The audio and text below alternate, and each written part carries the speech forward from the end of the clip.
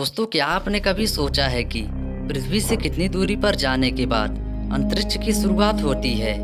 क्या इसका कहीं किनारा भी है? तो चलिए दोस्तों, जानते हैं कि अंतरिक्ष की शुरुआत कहाँ से होती है।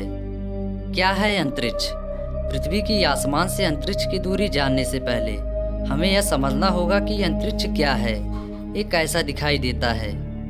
दोस्तों, पृथ्वी पर दिन के समय सूर्य की रोशनी में अंतरिक्ष नहीं दिखाई देती है, लेकिन अंधेरा होते ही आसमान में सैकड़ों तारे दिखाई देने लगते हैं और ये तारे दिन के समय में भी आसमान में होते हैं। सूर्य की रोशनी की वजह से हमें पूर्ण रूप से साफ दिखाई नहीं देती है।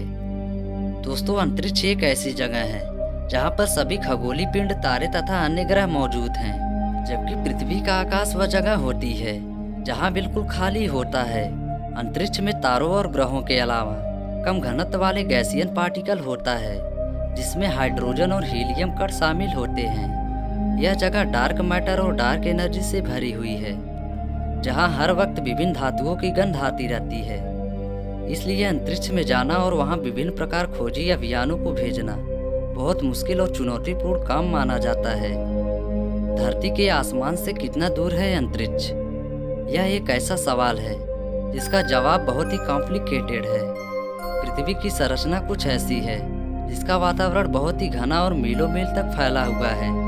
इस वायुमंडल को ओजोन लेयर के नाम से जाना जाता है, जो सूर्य की किरणों के साथ साथ विभिन्न प्रकार के उल्कापिंडों और क्षुद्र ग्रहों से इंसान की रक्षा करता है।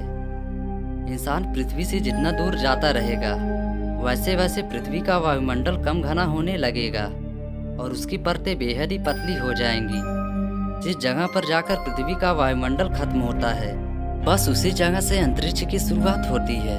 लेकिन पृथ्वी मंडल की समाप्ति और अंतरिक्ष के शुरुआत के उस बिंदु की पहचान को लेकर दुनिया भर के वैज्ञानिक एजेंसियों के बीच मतभेद और अलग अलग विचार हैं। अमेरिकी स्पेस एजेंसी नासा का मानना है कि जमीन से ऊपर जिस पॉइंट पर प्रेशर 1 पाउंड प्रति स्क्वायर फीट से कम यानी 0.0048 बार से कम हो जाए तो उस जगह से अंतरिक्ष की शुरुआत होती है। इसका मतलब पृथ्वी की आसमान से अंतरिक्ष की शुरुआत प्रेशर के हिसाब से पहचाना जा सकता है।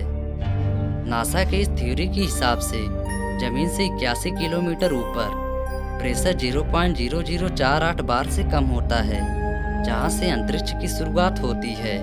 लेकिन नासा की थ्योरी के आने के बाद एरोस्पेस इंजीनियर थियोडोर वान कारमन ने पृथ्वी के आसमान से अंतरिक्ष की शुरुआत को लेकर एक नए अध्ययन को दुनिया के सामने रखा, जिसमें जमीन से 100 किलोमीटर की ऊंचाई के बाद अंतरिक्ष के शुरुआत हो जाने का दावा किया था। दोस्तों, कारमन ने इस बारे में बताया कि जमीन के इस दूरी पर विभिन्न स्पेसक्राफ्ट को जमीन से उड़ान भरने और नीचे आने के लिए ऑर्बिटल वेलोसिटी की ज़रूरत होती है, जिससे साबित होता है कि जमीन 100 किलोमीटर की ऊंचाई पर अंतरिक्ष की शुरुआत होती है।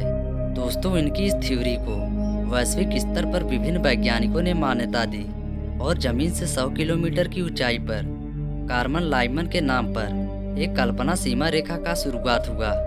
इस लाइन के बाद अंतरिक्ष की शुरुआत होती है और इस लाइन के नीचे 100 किलोमीटर तक पृथ्वी का वायुमंडल माना जाता है, जो पृथ्वी को विभिन्न प्रकार के हानिकारक तत्वों से सुरक्षित रखता है।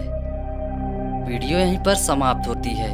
आशा करता हूँ कि जानकारी आपको जरूर पसंद आई होगी।